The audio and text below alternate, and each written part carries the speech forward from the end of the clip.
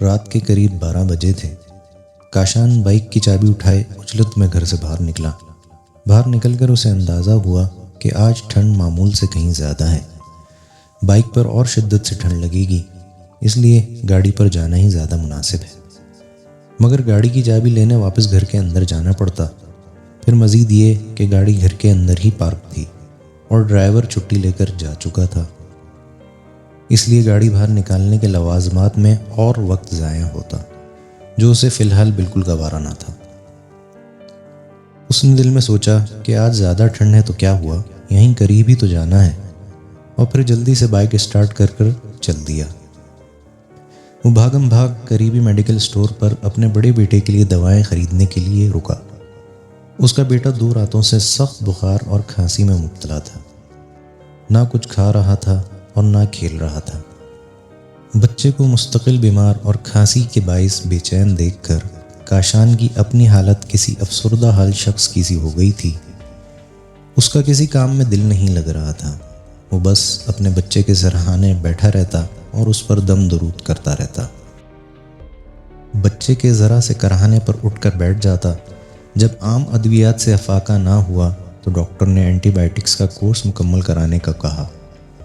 اسی غرض سے وہ رات کے اس پہر سخت سردی میں باہر نکلا تھا۔ اب خدا کا کرنا یہ ہوا کہ کاشان کی مطلوبہ دوائیں میڈیکل سٹور پر دستیاب نہ تھیں۔ اس نے دکاندار سے پوچھا کہ یہ ادویات تو عام میڈیکل سٹورز پر بآسانی دستیاب ہوتی ہیں، جبکہ آپ کا سٹور تو ہمارے علاقے کا سب سے بڑا اور پرانا مشہور سٹور ہے۔ اسٹاک بھی آپ افراد کے پاس کئی ہفتوں کا جمع ہوتا ہے، تو پھر کیا وجہ ہے کہ یہ دوائیں اب موجود نہیں؟ دکاندار نے کہا، کاشان صاحب، آپ تو جانتے ہیں کہ کورونا کے بعد ہر کام میں ہی مشکلات بڑھ گئی ہیں۔ ادویات کی شارٹیج اور ان کا بلیک میں مہنگے داموں بکنا تو کوئی نئی بات نہ تھی، لیکن اس کورونا نے اس ظلم کی ہوا میں مزید تیل کا کام کیا ہے۔ جو دوا پہلے 30 روپے کی تھی وہ اب 90 کی ہے۔ اوپر سے مصنوعی شارٹیج پیدا کر کے لوگ اس 90 کی دوا کو بھی 190 میں بیچتے ہیں۔ اب ہمیں شروع سے جانتے ہیں کہ ہم یہ حرام کام نہیں کرتے، اس لیے ہمارے پاس اب ادویات جلدی ختم ہو جاتی ہیں۔ کاشان نے بے بسی کے ساتھ دوسرے میڈیکل سٹور کا رخ کیا کہ اب اس کے علاوہ کوئی چارہ بھی تو نہ تھا۔ وہ میڈیکل سٹور قدرے دور تھا۔ مین روڈ پر آتے ہی کاشان کو اپنی غلطی کا شدت کے ساتھ احساس ہوا، کیونکہ سرد ہواؤں نے اپنا اثر دکھانا شروع کر دیا تھا اور اس کے ہاتھ شل ہونا شروع ہو گئے تھے۔ وہ اپنی ہیوی بائک کی سپیڈ کو کم کرنے لگا، لیکن ٹھنڈ کے غیظ و غضب میں کوئی کمی نہ آئی۔ پھر اس خیال کے ساتھ ہی اس نے دوبارہ سے سپیڈ بڑھا دی کہ اسے جلد از جلد دوائیں لے کر گھر واپس پہنچنا ہے۔ ٹھنڈی تیز ہواؤں کے باعث آنکھوں سے پانی نکلنا شروع ہو گیا کہ اگر کوئی اسے دیکھتا تو یہی سمجھتا کہ یہ شخص تو زاروں قطار رو رہا ہے، اور ناک تو جیسے برف ہی کی ہو گئی تھی۔ اس نے اپنا الٹا ہاتھ اپنی جیکٹ کی جیب میں اس خیال سے ڈال لیا کہ چلو دونوں ہاتھ نہ سہی، ایک ہی ہاتھ کو سردی سے بچا لیا جائے۔ ساتھ ہی وہ دل میں دعا بھی کرتا جاتا کہ اے اللہ، وہ میڈیکل سٹور اب تک کھلا ہوا ہو، اسے وہاں بھلے دگنی تگنی چوگنی قیمت پر ہی صحیح مگر ادویات مل جائیں۔ یہ ٹھنڈ تو میں اپنے جگر گوشے کے لیے 100 مرتبہ بھی برداشت کر لوں۔ جیسے تیسے میڈیکل سٹور کا سفر طے ہوا۔ سٹور کھلا دیکھ کر اس نے اپنا رب کا شکر ادا کیا۔ جھٹ سے کاؤنٹر پر پہنچ کر ادویات طلب کیں۔ دکاندار ادویات ڈھونڈنے لگا اور کاشان دل ہی دل میں دعائیں کرتا جاتا کہ اے اللہ، جب آپ نے یہاں تک پہنچا دیا ہے تو دوائیں بھی میسر کروا دیجیے۔ اللہ نے کرم فرمایا اور تمام دوائیں مل گئیں، وہ بھی بنا کسی دگنی قیمت کے۔ وہ خوشی میں باہر نکلا کہ اللہ تعالیٰ نے دوا بھی دلوا دی اور کوئی پیسہ اضافی بھی خرچ نہ ہوا۔ وہ بائک پر بیٹھا ہی تھا کہ اس نے ایک باپردہ خاتون کو گود میں بچہ اٹھائے اپنے قریب کھڑا پایا۔ اس سخت سردی میں نہ اس عورت کے جسم پر کوئی سویٹر یا جیکٹ تھی اور نہ ہی اس کے بچے کے تن پر موٹے کپڑے۔ بچے کا سر بھی کسی گرم اونی ٹوپی سے محروم تھا۔ عورت نے بنا کچھ بولے کاشان کی طرف ایک کاغذ بڑھا دیا، جسے کاشان نے بے ساختہ تھام لیا۔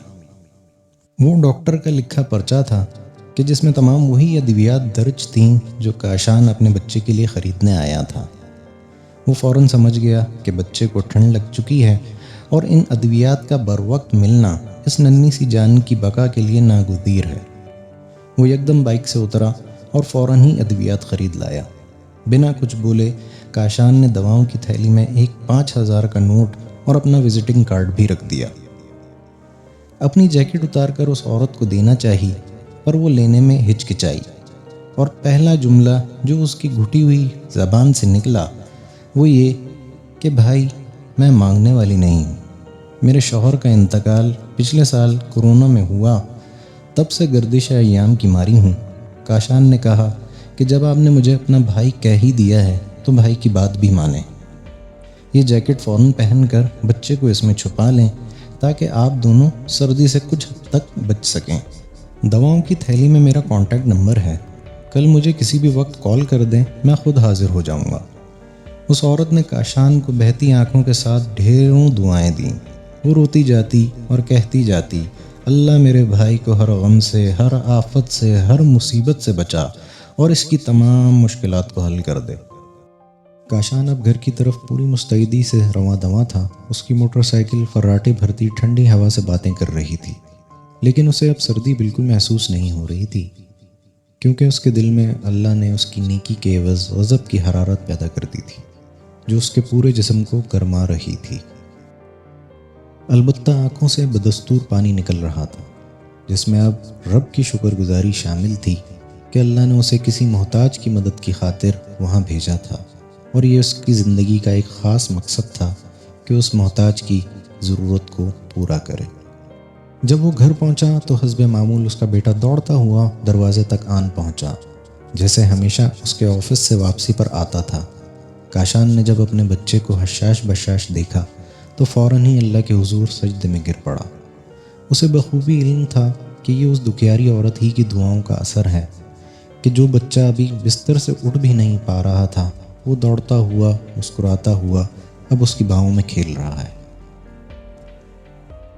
دوستو، اس کہانی میں ہمارے لیے سبق یہ ہے کہ ہمارے ہر درد کی دوا صرف دعا میں ہی ہے، اور یہ دعا جب کسی مستحق کے دل سے نکلتی ہے تو اپنا اثر ضرور دکھاتی ہے۔ اس لیے اگر ہم اپنے دکھ درد کا علاج چاہتے ہیں تو اپنے ارد گرد موجود محتاجوں کا سہارا بننا ہوگا۔ بے شک اللہ نے ہمارے مال میں غریبوں اور ناداروں کا حصہ بھی رکھا ہے۔ اللہ تعالی ہمیں ان کا حصہ ان تک پہنچانے والا بنا دے۔ آمین۔